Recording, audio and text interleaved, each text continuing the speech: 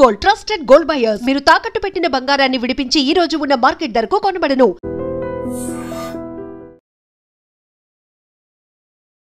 నమస్తే, welcome to iDream talking point with Kavitha.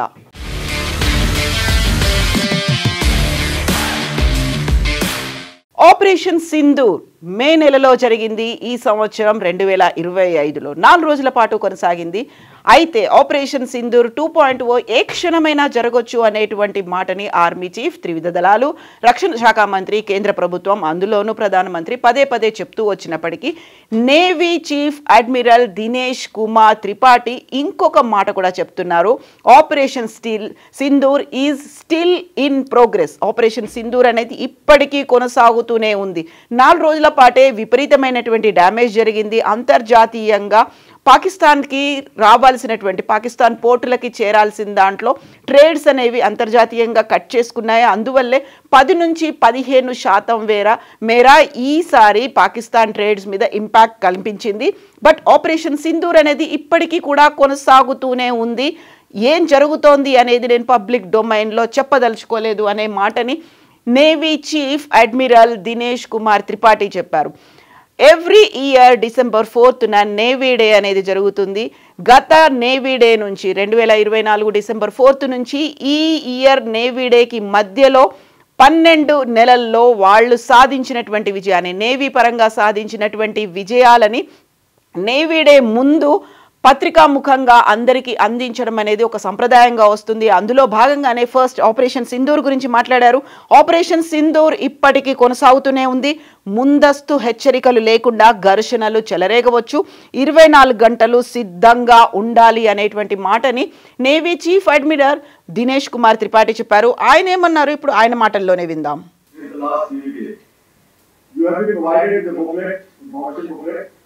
You have been provided the booklet, information booklet, but for those who don't have, and especially people who are watching online, I would highlight certain salients as to what has happened. To start with Operation Sindoor, it is an operation which still remains in progress, and therefore much of operation details cannot be put out in the open domain, for obvious reasons.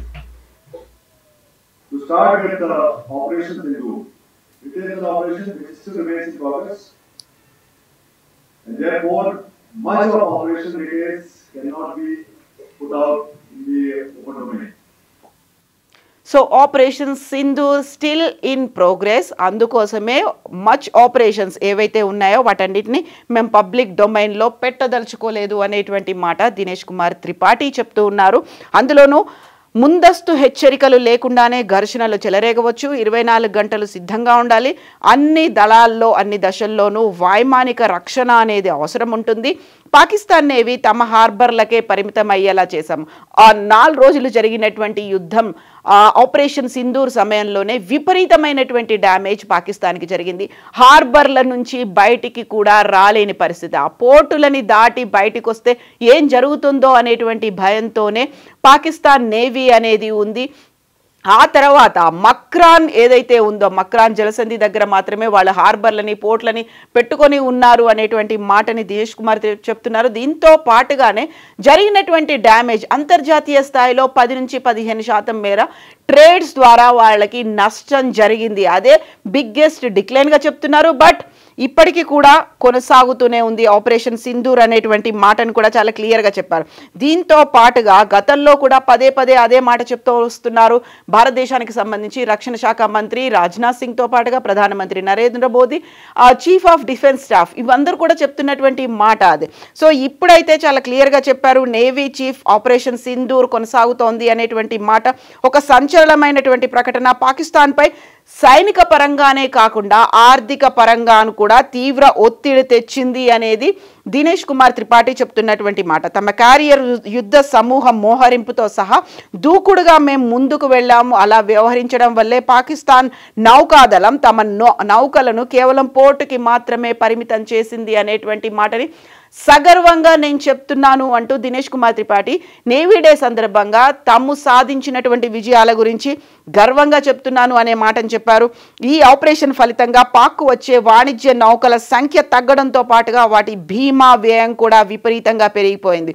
ఇదంతా ఒక రకంగా ఒక పక్కన army base క్యాంపులు, ఆ తర్వాత పోర్టుల పరంగా ఉన్నటువంటి నౌకలు, వీటన్నిటిని ధ్వంసం వల్ల ఆర్థికమైనటువంటి భారం పడింది. ఆ తర్వాత వాణిజ్యపరంగా కూడా పాకిస్తాన్ మీద విపరీతమైనటువంటి భారం పడింది అనేది, అందువల్లే ఈ కీలక ఆపరేషన్ ఇంకా కొనసాగుతోంది అనే మాట. బట్ ఏం చేస్తున్నాము అనేది మాత్రం పబ్లిక్ డొమైన్లో మేము చెప్పదలుచుకోలేదు అనేది దినేష్ కుమార్ త్రిపాఠి చెప్తున్నటువంటి మాట. సో ఆపరేషన్ సింధూర్ తర్వాత ఇప్పటికీ కొనసాగడం, దాంతోపాటుగా ఈ పోర్టులకి మాత్రమే పరిమితం అవడం అనేటువంటి విషయాల్ని ఈ రోజు వెల్లడించారు దినేష్ కుమార్. పాక్ని మేము పూర్తిగా కట్టడి చేశాము, నౌకాదళం ప్రదర్శించినటువంటి తీవ్రమైనటువంటి దూకుడు, సకాలంలో తీసుకున్నటువంటి చర్యలే పాక్ నౌకాదళం వెనక్కి తగ్గడానికి కారణమయ్యాయి అనేటువంటి మాట. దీంతో పాటుగా గణనీయమైనటువంటి సంఖ్యలో వాణిజ్య నౌకలు పాకిస్తాన్కు ప్రయాణించడానికి నిరాకరించాయి. అంతర్జాతీయంగా ఉన్నటువంటి ట్రేడ్ ఒప్పందాల్లో భాగంగా పాకిస్తాన్ పోర్టుకి చేరుకోవడానికి సిద్ధంగా ఉన్నటువంటి విదేశీ నౌకలు కూడా పాకిస్తాన్కు వెళ్ళడానికి ఇప్పుడు వెనకాడుతున్నాయి అనేటువంటి మాటను చెప్పాడు. ఇది పాక్ ఆర్థిక వ్యవస్థపై అదనపు భారాన్ని మోపింది అనేటువంటి మాట. గత 7-8 నెలలుగా పాకిస్తాన్తో నెలకొన్న శత్రుత్వాల నేపథ్యంలో అడపాదడపా అక్కడ కాన్ఫ్లిక్ట్స్, ఒక వార్ జోన్ అనేది కనిపిస్తుంది. ఆ తర్వాత పాకిస్తాన్ కూడా రెచ్చగొట్టే వ్యాఖ్యలు చేస్తూ వస్తోంది. పాకిస్తాన్ కూడా చెప్పింది భారతదేశం వెనకడుగేసింది, శాంతి ఒప్పందంతో భారతదేశమే వచ్చింది అనేది. బట్ తాము సాధించినటువంటి విజయాల గురించి నేవీ చీఫ్ అయితే ఈరోజు వివరించారు. భారత నౌకాదళం పశ్చిమ అరేబియా సముద్రంతో సహా అన్ని కీలక ప్రాంతాల్లో అధిక కార్యాచరణ సంసిద్ధతను నిర్వహించింది అనేటువంటి మాట. And that is going on, that is in progress అనేటువంటి మాటను కూడా చెప్తున్నారు. భారతదేశ భద్రతకి మేము కట్టుబడి ఉన్నాము అనేటువంటి మాట. సో ఇదే మాటని పదే పదే ప్రధానమంత్రి నరేంద్ర మోదీ, కేంద్ర మంత్రి Rajnath Singh, chief of defence staff general Anil చౌహాన్లు కూడా ఆపరేషన్ సింధూర్ ముగియలేదు, ఇంకా కొనసాగుతోంది అనేటువంటి మాట చెప్పారు. కొంచెం మేము జాలి చూపి వదిలేసాము, ఒకవేళ భగవంతుడు కనుక అనుగ్రహిస్తే, భగవంతుడు కనుక కోరుకుంటే పాకిస్తాన్ ప్రపంచ పటంలో లేకుండా చేస్తాము, ప్రపంచ పటంలో పాకిస్తాన్ ఉనికినే లేకుండా చేస్తాము అనే మాట చెప్పినప్పటికీ, సో ఒక రకంగా అది యుద్ధం నేపథ్యంలో జరిగినటువంటి నష్టం కావచ్చు, ఆ తర్వాత అది ఇప్పటికి కూడా దాని ట్రెమార్స్ లాగా కొనసాగుతున్నటువంటి ఆర్థిక పరమైనటువంటి భారం, ఈ నేపథ్యంలోనే కంప్లీట్గా అక్కడ జరిగినటువంటి నష్టం, అందువల్లే ఆపరేషన్ సింధూర్ ప్రోగ్రెస్లో ఉంది అనేటువంటి మాట. ఒక రకంగా ఇప్పటికీ త్రివిధ దళాలు అయితే సిద్ధంగా ఉన్నాయి.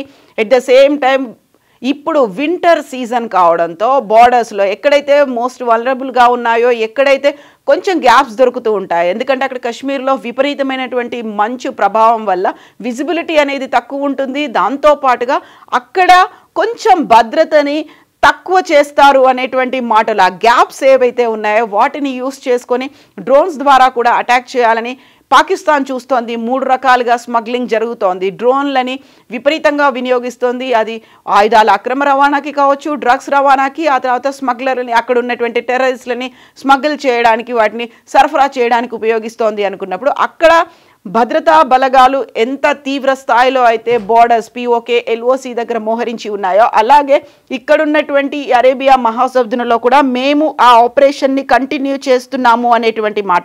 పశ్చిమ అరేబియా సముద్రంతో సహా అన్ని ప్రాంతాల్లో భారత నౌకాదళం అలర్ట్గా ఉంది అనేటువంటి మాటని. సో ఆపరేషన్ సింధూర్ 2.0 అంటే డైరెక్ట్గా జరిగేటువంటి ప్రచ్ఛన్న యుద్ధం ఎప్పుడైనా జరగవచ్చు అనే మాట. బట్ ఆపరేషన్ సింధూర్ ఏదైతే ప్రారంభంలో మేలో జరిగిందో అది ఇంకా కంటిన్యూ అవుతూనే ఉంది. ఆపరేషన్ సింధూర్ 2.0 అనేది పాకిస్తాన్ కనుక ఒక అడుగు ముందుకేసినా, లేకుంటే పాకిస్తాన్ రెచ్చగొట్టేలా చేసినా, లేకుంటే పాకిస్తాన్ యుద్ధాన్ని మొదలు పెట్టాలి అనేటువంటి ప్రయత్నాలు చేసినా మేము మాత్రం చూస్తూ ఊరుకోము. ఆ దిశలో ఆపరేషన్ సింధూర్ 2.0 జరుగుతుంది అనే మాట. But Dinesh Kumar Tripathi navy chief admiral చెప్తున్న దాన్ని బట్టి అయితే ఆ మే నుంచి 2025 ఆపరేషన్ సింధూర్ సమయం నుంచి ఇప్పటికి కూడా అంటే ఆర్థికంగా భారం పడుతోంది, వాణిజ్యపరంగా భారం పడుతోంది. ఇప్పటికే తీవ్ర స్థాయిలో పోర్టులని, హార్బర్లో ఉన్నటువంటి నౌకలని నష్టపోయింది. కాబట్టి విపరీతమైనటువంటి ఆర్థిక భారంతో పాకిస్తాన్ ఉంది అనే మాట చెప్తోంది.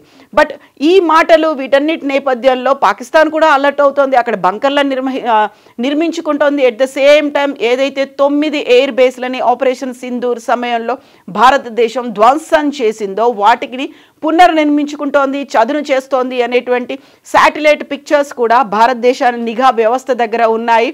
ఇప్పటికీ అక్కడ ఉన్నటువంటి నూర్ఖాన్ ఎయిర్ బేస్ కావచ్చు, ఏ ఎయిర్ బేస్ల మీద అయితే 9 ఎయిర్ బేస్ల మీద భారతదేశం అటాక్ చేశామని చెప్పింది. ఎట్ ద సేమ్ టైం అక్కడ ఉన్నటువంటి టెర్రరిస్టుల బంకర్లను కూడా ధ్వంసం చేసింది, టెర్రరిస్ట్ బేస్ క్యాంపులను కూడా ధ్వంసం చేసింది. ఒక రకంగా టెర్రరిస్ట్ బేస్ క్యాంపులు అనేవి 72 చోట్ల కూడా లాంచ్ ప్యాడ్లను ఏర్పాటు చేసుకున్నాయి. కేవలం బోర్డర్ సమీపంలో 12 ఉంటే మిగతా 60 సుదూరమైనటువంటి బోర్డర్కి దూరంగా ఉన్నటువంటి ప్రాంతాల్లో కూడా లాంచ్ ప్యాడ్లని టెర్రరిస్టులు ఏర్పాటు చేసుకుంటున్నారు. ఎట్ ద సేమ్ టైం ఆర్మీకి సంబంధించి మేలో ధ్వంసం అయితే ఇప్పటికీ వాటిని మెల్లిమెల్లిగా వాటిని చదును చేసుకునే పని, మెల్లిగా వాటిని ప్రారంభించే పనిలో అయితే పాకిస్తాన్ ఉంది. ఆర్మీ వాటిని రెడీ చేసుకుంటోంది. వాటికి సంబంధించినటువంటి ఉపగ్రహ ఛాయాచిత్రాలు భారతదేశ నిఘా వ్యవస్థల దగ్గర కూడా ఉన్నాయి. సో వాళ్ళు కూడా అలర్ట్ అవుతున్నారు, వాళ్ళు కూడా ముందుకు రావడానికి లేకుంటే యుద్ధానికి ప్రిపేర్ అవుతున్నారు అనేటువంటి అంచనాలు ఉన్నాయి. సో ఇప్పుడు నేవీ చీఫ్ అడ్మిరల్ చెప్పినటువంటి ఈ మాటలు మరికొంత ఊతమిస్తున్నాయి. ఏ క్షణమైనా ఏమైనా జరగవచ్చు, మేము 24 గంటలు అలర్ట్గా ఉన్నాము, అన్నోటీస్డ్గా కావచ్చు, వితౌట్ ఎనీ సిగ్నల్ కూడా రావచ్చు, కాబట్టి మేము పక్కా ప్రణాళికతోనే ముందుకెళ్తున్నాము అనేటువంటివి దినేష్ కుమార్ చేస్తున్నటువంటి వ్యాఖ్యలు.